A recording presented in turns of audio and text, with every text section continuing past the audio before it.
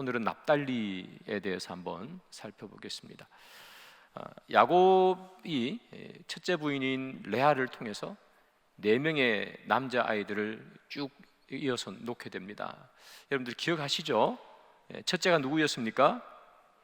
르우벤, 그죠? 둘째는요 시므온, 셋째는 레위는 이제 12지파에 안 들어가지만 낳은 순수로 치면 셋째는 레위, 넷째는요 유다, 이렇게 되잖아요.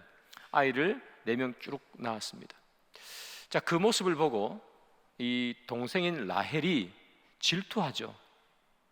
나는 아이를 못 낳는데 언니는 아이를 계속해서 잘 낳으니까 질투합니다. 그래서 자기의 여종인 빌하를 남편에게 줍니다. 그래서 이 야곱과 빌하를 통해서 나온 첫 번째 아이가 단이죠. 그리고 두 번째 아이가 바로 오늘 본문에 나오는 납달리, 이렇게 되는 것입니다. 자, 성경을 보면 이 라헬은요 레아와 함께 아들 낳기 경쟁을 하죠.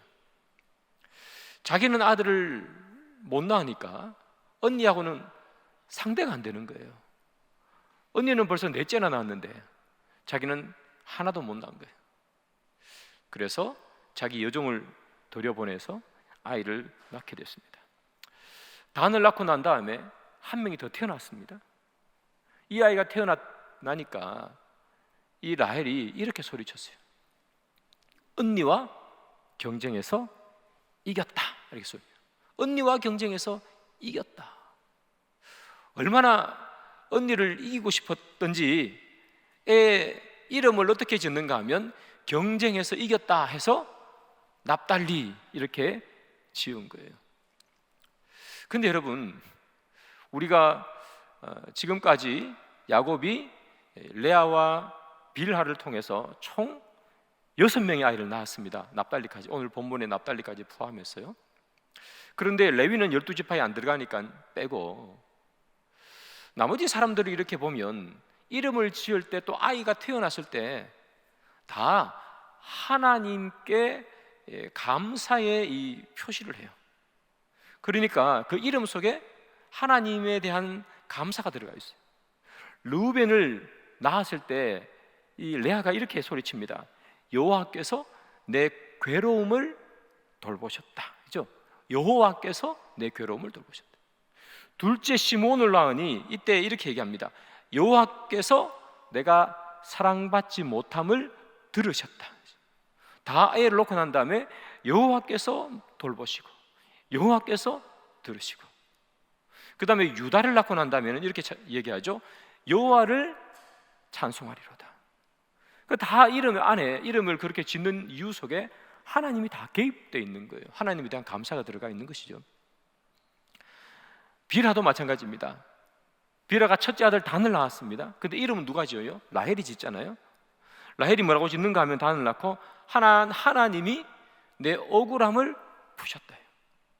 그래서 그 이름을 짓게 된 배경 속에는 다 하나님에 대한 감사 다 들어가 있어요. 근데 오늘 납달리를 보면 하나님이라는 말이 안 들어가고 어떻게 표현했냐면 언니와 경쟁해서 이겼다는 거예요. 그러면 언니와 경쟁한 사람은 누굽니까, 여러분? 하나님이 언니와 경쟁합니까? 라헬 자기가 언니와 경쟁했습니까? 자기가 경쟁했죠. 그러니까 내가 언니와 경쟁해서 이겼다는 거예요. 다른 애들의 이름 속에는 전부 다 하나님이. 근데 납달리만큼은 내가 언니와 경쟁해서 이겼다라고 되어 있습니다. 그러니까 이 납달리라는 이 아이는 납달리한테는 잘못이 하나도 없습니다. 그러나 이 아이는 태어날 때 어떻게 태어나는가 하면 하나님에 대한 은혜의 산물로 태어난 것이 아니라 언니와 경쟁해서 이기고 싶은 그 마음 때문에 자기의 여종을 남편에게 넣어주면서 온갖 인간적인 세상과 생각과 방법을 통해서 낳은 산물이 뭐예요? 납달리인 거예요.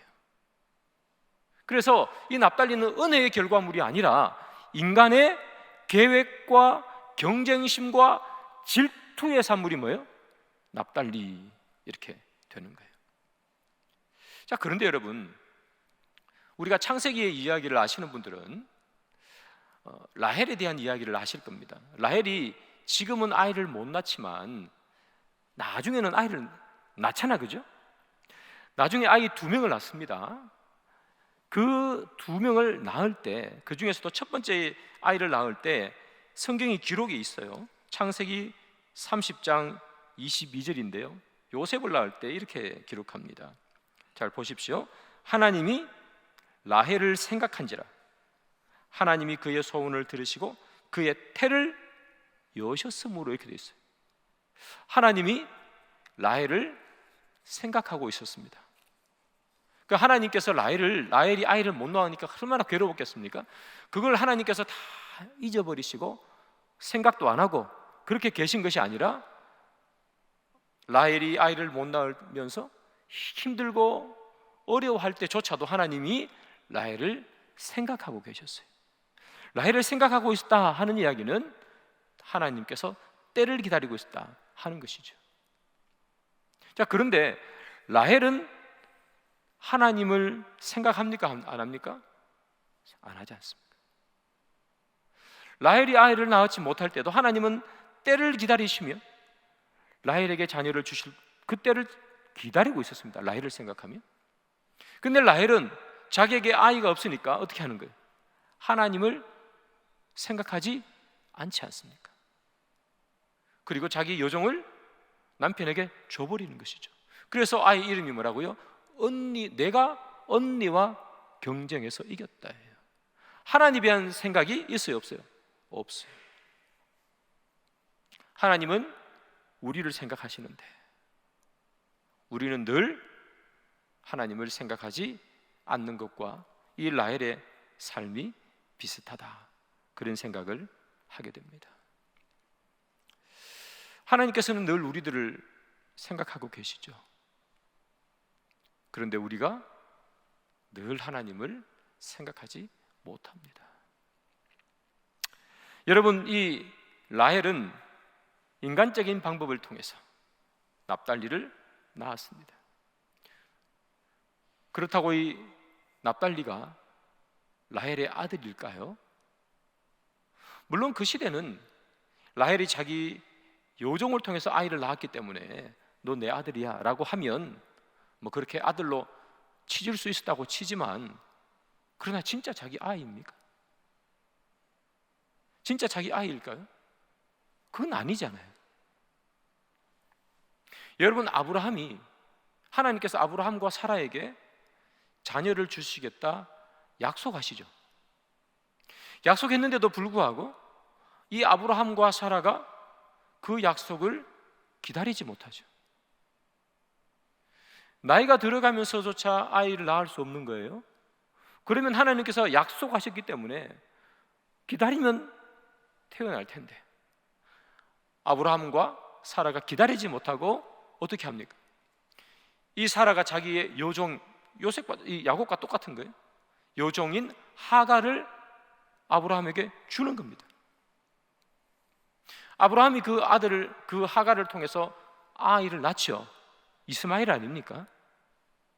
그러면 자기 여종인 하갈을 자기 남편에게 줄 때 이 여종을 통해서 아이를 낳으면 이 아이가 아브라함의 자녀가 되어서 대를 이어서 갈 것이라, 그렇게 생각하고 하갈을 준 거 아니겠어요? 그런데 하갈을 주고 하갈이 이스마엘을 낳았는데 이 이스마엘이 아브라함의 자녀로서 그의 대를 이어갑니까? 못 이어가죠. 집에서 쫓겨나지 않습니까? 사라가 어느 날 참다 못해가지고 화가 난 거예요. 저 내 요정에 불과한 하갈이 자기가 아들 낳았다고 나를 괄시하고 나를 무시한다. 그 자기 남편에게 막 달달 볶는 거 아닙니까? 아브라함에게. 그 아브라함이 네가 알아서 해라. 그러니까 이 사라가 쫓아내야 됩니다. 그래서 이스마엘과 하갈이 광야로 쫓겨가지 않았습니까? 아브라함의 아들이 되어가지고 그의 가문을 쭉 이어갈 것이라고 생각하고 그렇게 여종을 준 거예요. 인간적인 방법으로 그 일을 했지만 결과는 그들이 생각한 대로 됩니까? 안 됩니까? 안 되잖아요. 여러분, 그렇습니다. 우리의 인간적인 방법으로 무언가를 해보려고 계획하고 다짐하고 그든 사람들을 만나고 하면 하나님의 은혜 없이는 되는 게 없습니다. 혹 된다 하더라도 그것이 나에게 정말 은혜로 다가올까 하는 이야기죠. 여러분, 라헬이 시간이 지나가지고 자기 여종을 통해서 말고 시간이 지나서 진짜 자기 몸에서 아이를 낳습니다. 요셉을 낳고 베냐민을 낳지 않습니까? 근데 베냐민을 낳고 낳다가 이 라헬이 죽어요.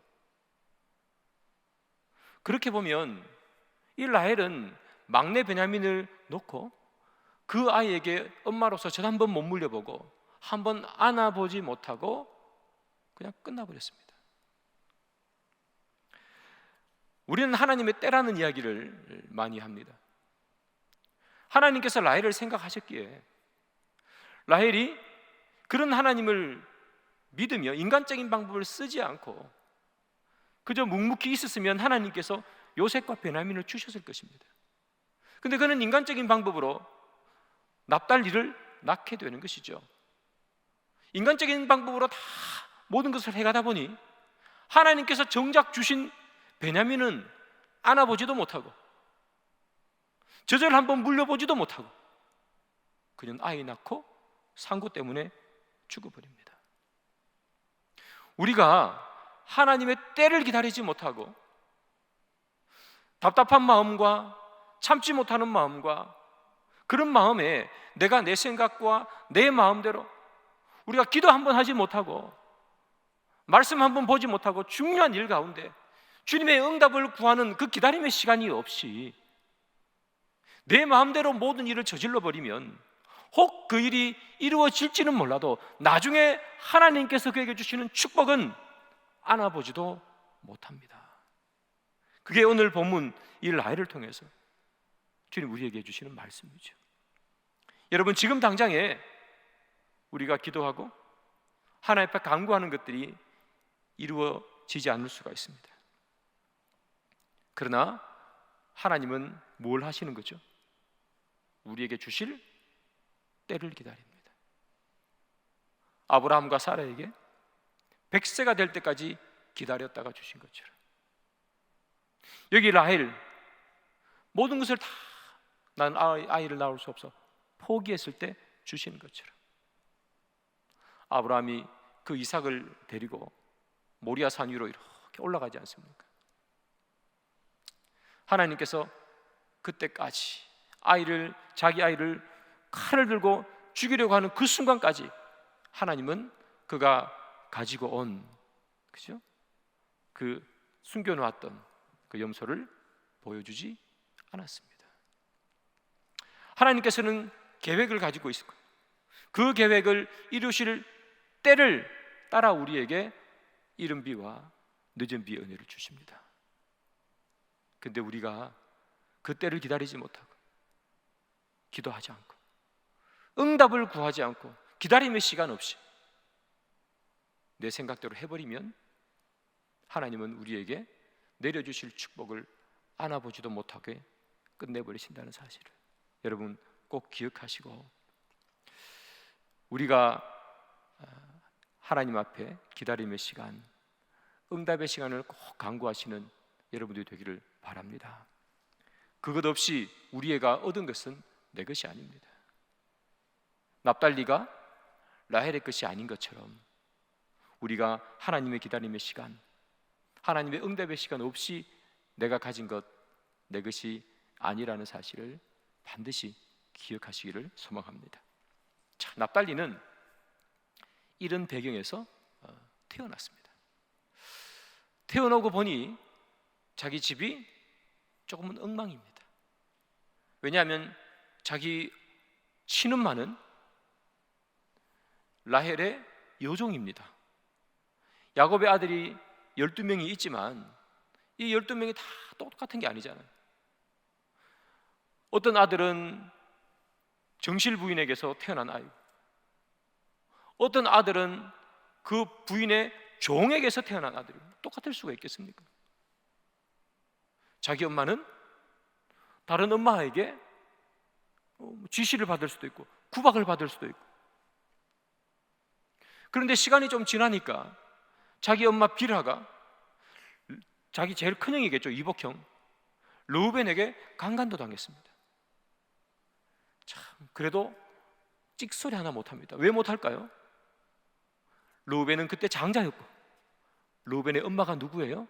자기 아버지의 첫째 부인. 자기 엄마는 종. 한마디 말을 못합니다.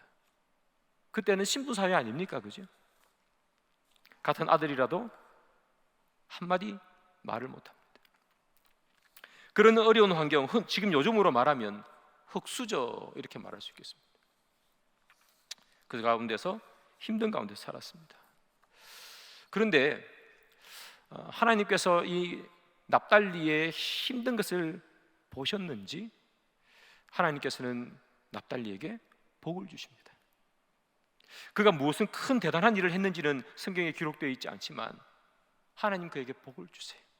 아마 힘들고 어려운 환경 속에서 태어났고, 그럼에도 불구하고 그가 그냥 믿음 안에서 잘 자랐던 것 같습니다. 그래서 하나님께서 그에게 복을 주십니다.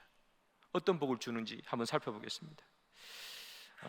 이 납달리의 아버지죠, 야곱이 죽음을 앞두고 12명의 아들을 불러놓고 각각 축복하는 게 창세기 49장에 나와요. 그 49장에 납달리에 대한 축복입니다. 창세기 49장 21절 다 같이 한번 읽습니다. 시작. 납달리는, 자, 납달리에게 어떻게 축복하는가 하면 이 딱 한 절밖에 없거든요. 납달리는 노인 암사슴이라 아름다운 소리를 바라는도다. 이게 축복입니다. 자, 여러분 기억하셔야 됩니다. 두 가지입니다. 납달리는 뭐라고요? 첫 번째 노인 암사슴, 이게 축복입니다. 노인 암사슴. 두 번째는 뭐라고요? 아름다운 소리를 바라는도다. 자, 기억하십시오. 내일을 까먹어도 상관없는데 오늘 설교할 때까지는 기억하셔야 됩니다. 노인 암사슴이고 하나는 아름다운 소리를 바란다. 이게 축복입니다. 여러분 갇혀있는 사슴이 아니고 놓여있는 사슴이죠. 놓여있는 사슴이면 우리가 흔히 생각하기를 막 이렇게 마음껏 뛰어다닐 수 있지 않겠습니까? 노인 사슴이니까. 자, 노인 사슴이 어떤 의미인지 한번 보겠습니다. 시편 18편 33절입니다. 다윗의 시입니다. 나의 발을 암사슴 발 같게 하시며 나를 나의 높은 곳에 세우시며, 이렇게 됐어요. 다윗이 말하기를 자기를 암사슴이라 그랬습니다. 근데 자기의 발을 어떻게 해요? 암사슴 발 같게 해서 막 갇혀 있는 것이 아니라 놓여 있는 거겠죠. 막 뛰어가지고 어디로 갔어요? 높은 곳에 가게 됐습니다. 저 시편 18편은 다윗이 왜 쓰게 되는가 하면 자신이 왕에 등극하면서 즉위할 때 쓰는 시입니다. 여러분 다윗이요, 인생이 힘들었다는 거 좀 다 아시지 않습니까? 사울에게 쫓겨가는 것이죠. 죽을 뻔도 하고 막 침 질질 흘리면서 미친 척도 하고. 다윗이 고난의 시간 없이 아버지 잘 만나서 왕된 사람이 아니라 인고의 시간을 거의 광야에서 10년을 버티고 왕이 된 사람이 다윗입니다. 그런데 그 다윗이 마침내 뭐가 되는 거예요? 왕이 되지 않습니까? 그래서 다윗이 저기 시편 18편에 쓴 게 나의 발을 암사슴 발처럼 만들어서 높은 곳에 세웠다, 그렇게 표현하는 것이죠. 어려움을 이겨내고 아픔도 이겨내고 인내의 길을 걸어가며 결국 가장 높은 곳까지 가게 된 발, 이게 다윗의 암사슴 같은 발이에요. 야곱이 납달리에게 축복하기를 뭐라고 축복했습니까? 너는 노인 암사슴이라는 거예요. 그 발로 막 뛰어다닌다는 것이죠. 높은 곳도 갈 수 있겠죠. 이게 축복입니다. 그러면 이 납달리에 대한 축복이 어떤 의미인지를 지도를 한번 보겠습니다. 여러분 혹시 잘 보이세요? 이 지도를 막 찾았는데 저거밖에 안 보여서, 지도 제일 위에 이렇게 파란색으로 이렇게 그 점선으로 되어 있는 거 보이시죠? 12지파가 저기 가나안 땅에 들어와서 땅을 서로 분배받죠. 땅을 분배받는데 저 파란색이 있는 곳이 납달리 지파가 분배받은 땅입니다. 저곳에 분배받습니다. 그 제일 북쪽에 있죠? 제일 북쪽에 있습니다. 자, 제일 북쪽에 있는데 여러분 오른쪽에 보면 잘 안 보이실 것 같다 생각되는데, 오른쪽 그 점선 오른쪽 밑에 보면 파란색 있죠? 보이십니까? 저게 갈릴리 호수입니다. 파란색 점선 오른쪽 밑에 보면. 자, 그러니까 이 납달리 지파는 어느 땅을 받았는가 하면요, 저기 갈릴리 호수와 요단강이 흐르는 곳에 땅을 분배받았습니다. 12지파가 각각 땅을 분배받는데 가장 비옥한 땅에 분배받는 지파가 납달리 지파입니다. 저기 위쪽에 가면 무슨 산이 있는가 하면 헐몬산이라는 산이 있습니다. 저 헐몬산에서 물이 쭉 흘러서 요단강을 쭉 만들어내는 거예요. 그러니까 그 물을 따라 쭉 흐르는 양가에 평야도 있고 초목도 무성하게 자라고, 그래서 비옥한 땅입니다. 저 땅이 농사도 잘 되고 초목도 무성하고. 그뿐만이 아니라 갈릴리 호수가 있다 그랬죠. 갈릴리 호수에서 뭐가 잡힐까요? 고기가 잡히지 않습니까? 그래서 고기를 잡아서 팔게 되는 거죠. 그래서 이 납달리 지파는 농사 짓기에도 너무 비옥한 땅인데 고기까지 잡히니까 어업까지 하는 겁니다. 그래서 이 납달리 지파는 모든 것을 자급자족할 수 있는 풍족한 은혜를 누리는 지파가 납달리 지파가 되겠습니다. 그래서 저 그 넓은 평야에 사슴이 막 뛰어다니는 것처럼, 그죠? 노인 암사슴이니까 좋은 땅, 비옥한 땅, 고기도 막 생선도 막 잡을 수 있는 그런 곳에 납달리 지파가 가는 것이죠. 하나님의 축복이죠. 그런데 하면 또 무슨 문제가 하나 생기겠죠. 문제가 있습니다. 여러분 보신 것처럼 납달리 지파의 땅이, 이스라엘 땅이 이렇게 있으면 제일 북쪽에 있죠. 제일 북쪽에 있다 보니까 계속해서 침입을 받습니다. 가장 먼저 침입을 받는 게 납달리 지파입니다. 국경을 맞대고 있으니까. 이스라엘이 이렇게 있으면 그 중간쯤에 있는 지파는 제일 먼저 침입을 받지는 않잖아요. 그런데 이 납달리 지파는 맨날 침입받습니다. 북방민족으로부터 매일매일 침입받습니다. 힘듭니다. 아시리아라 그러죠. 아수르가 이 이스라엘을 침입했을 때 이 이스라엘 민족들을 포로로 끌어갈 때 제일 먼저 포로로 끌려간 지파가 누구냐 하면 이 납달리 지파입니다. 성경을 한번 보겠습니다. 열왕기하 15장 29절이에요. 다 같이 읽습니다. 시작. 이스라엘 왕 베가 때에 아수르 왕 디글랏 빌레셀이 와서 이온과 아벨벳 마아가와 야노아와 게데스와 하솔과 길르앗과 갈릴리와 납달리 온 땅을 점령하고 그 백성을 사로잡아 아수르로 옮겨 갔더라.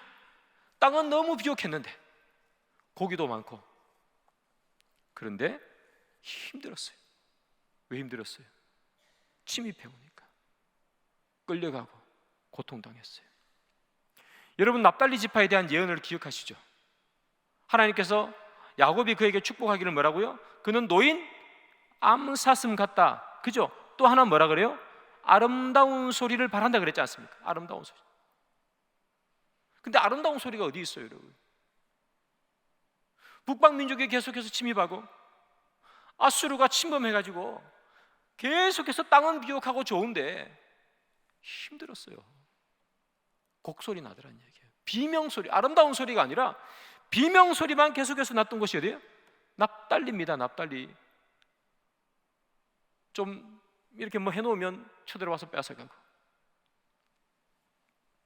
그러면 성경이 예언하고 약속한 납달리에 대한 그 축복, 노인 암사슴 같아서 아름다운 소리를 바란다 하는 말은 거짓말인가요? 거짓말일까요? 하나님은 그의 약속을 신실하게 지키는 분이시죠. 땅은 비옥하고 좋았습니다. 그러나 북방민족 때문에 너무 힘들어서 그 소리는 아름다운 소리가 아니라 비명소리만 났지만, 그러나 하나님께서는 그곳에서 아름다운 소리가 나게 하십니다. 무엇을 통해서, 그리고 누구를 통해서 그 아름다운 소리를 나게 하는가? 예수님께서 예루살렘에서 태어나셨습니다. 그런데 헤롯의 위협으로 말미암아 예수님께서 피난 가시죠. 애굽으로 피난 갑니다. 그리고 그 헤롯이 죽자 예수님께서는 다시 자기 나라로 오시는데 고향 땅 베들레헴으로 못 갑니다. 왜냐하면 그 땅을 다스리는 왕은 헤롯의 아들인데 더 무시무시한 사람이 있었기 때문에. 그래서 예수님의 가족은 어디로 가느냐? 저기 위에 어디로 갑니까? 갈릴리입니다. 여러분, 좀 전에 지도를 보셨듯이 갈릴리 호수는 누구 지파 땅입니까? 납달리 지파 땅입니다. 자, 그러면 예수님께서 태어난 곳은 베들레헴이지만 자란 곳은 갈릴리입니다. 예수님께서 누구 지파 땅에서 자랐습니까? 납달리 지파 땅에서 자랐습니다. 예수님께서 사역을 시작하시면서 복음을 선포하십니다. 어느 지파 땅에서 예수 그리스도의 최초의 복음이 선포됐을까요? 납달리 지파 땅이죠. 예수님께서 그의 제자들을 불러 모으십니다. 어디에서 제자들을 불러 모으십니까? 갈릴리 해변 아닙니까? 베드로도 불러 모으고 고기 잡는 사람들 불러 모았지 않습니까? 그게 누구 땅이라고요? 납달리 지파 땅이라고요. 그리고 예수님께서 중풍병자를 고치십니다. 백부장의 종도 고치십니다. 그 유명한 말씀, 이웃을 사랑하라. 내 눈에 있는 들보는 보지 못하고 남의 눈에 있는 티끌을 보느냐? 이 어디서 한 말이오다. 납달리 지파에서 한 얘기. 예수님께서 구원을 선포하시고 복된 소리 아닙니까? 그 복음을 선포한 것이 어디예요? 납달리 지파 땅이라고요. 그래서 납달리 지파는요, 노인 암사슴 같지만 또 하나의 축복 뭡니까? 아름다운 소리를 바라리라 해요. 예수님께서 납달리 지파 땅에서 복음의 아름다운 소식을 전파합니다. 예수님뿐만 아니라 예수님의 제자들도 갈릴리에서 예수님께 복음의 말씀을 듣고 배우고, 그래서 이 납달리는 예수 그리스도의 복음의 선포가 처음 시작된 곳, 그래서 아름다운 소리를 바라는 곳이 되는 것이고, 다윗이 말했지 않습니까? 높은 곳에 나를 있게 했다. 여러분, 예수 그리스도가 자라고 그곳에서 복음이 처음 선포됐는데 그것보다 더 높은 곳이 어디 있겠습니까? 그래서 납달리 지파는 아름답고 비옥한 땅에서 외세의 침입 때문에 비명을 지르고 살았지만 마침내 그곳에서 아름다운 소리, 복음의 소리를 만들어낸 땅, 납달리 땅이 되는 것이죠. 저는 이 납달리를 보면서 생각하는 것은 이런 생각이 들었습니다.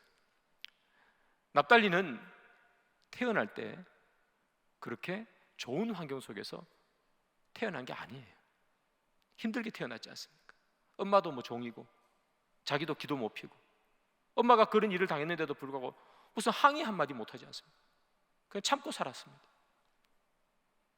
그런 납달리지만 그러나 하나님께서 복을 주시더라 하는 이야기죠. 사랑하는 여러분, 우리는 납달리 같다는 생각을 해봤습니다.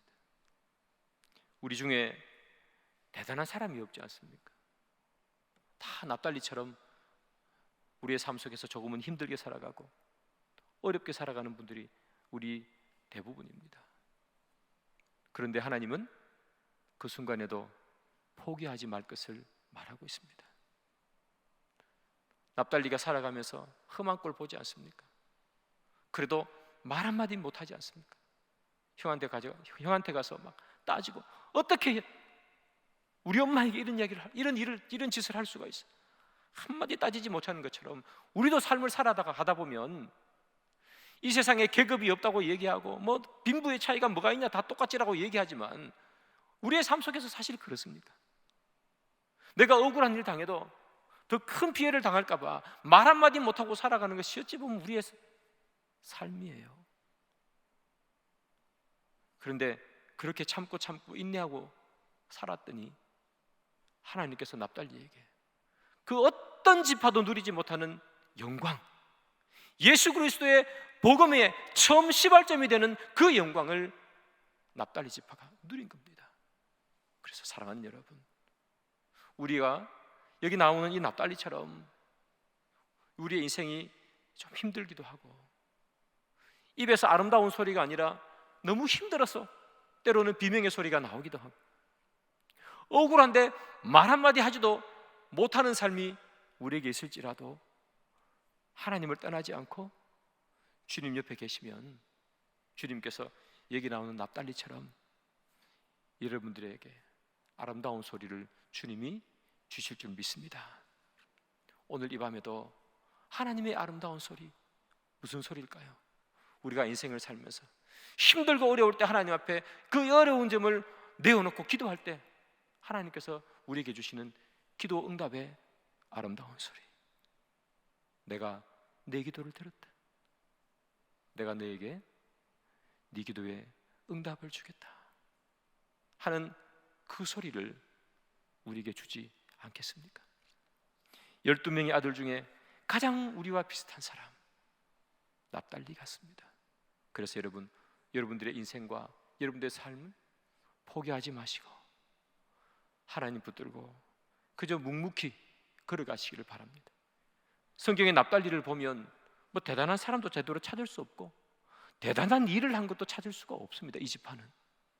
그럼에도 불구하고 하나님께서 그에게 너무너무 큰 영광, 복음의 시작을 주는 그 영광을 그들에게 준 것은 성경에는 기록되어 있지 않고 화려하고 멋진 유다처럼 요셉처럼 베냐민처럼 화려하고 멋진 일은 하지 않았지만 그러나 묵묵히 그 자리를 지켰기에 그런 놀라운 은혜를 주지 않았나 생각합니다. 여러분들 인생에서도 힘들고 어려워도 여러분들의 그 자리 벗어나지 마시고 그 자리 지키시고 기도하는 자리, 말씀을 묵상하는 자리, 은혜의 자리를 묵묵히 지키시기를 소망합니다. 그때 하나님께서 저와 여러분들에게 하나님의 음성을 들려주시는 아름다운 소리를 들려주시는 놀라운 축복이 저와 여러분들 사이에 있기를 주님의 이름으로 축복합니다.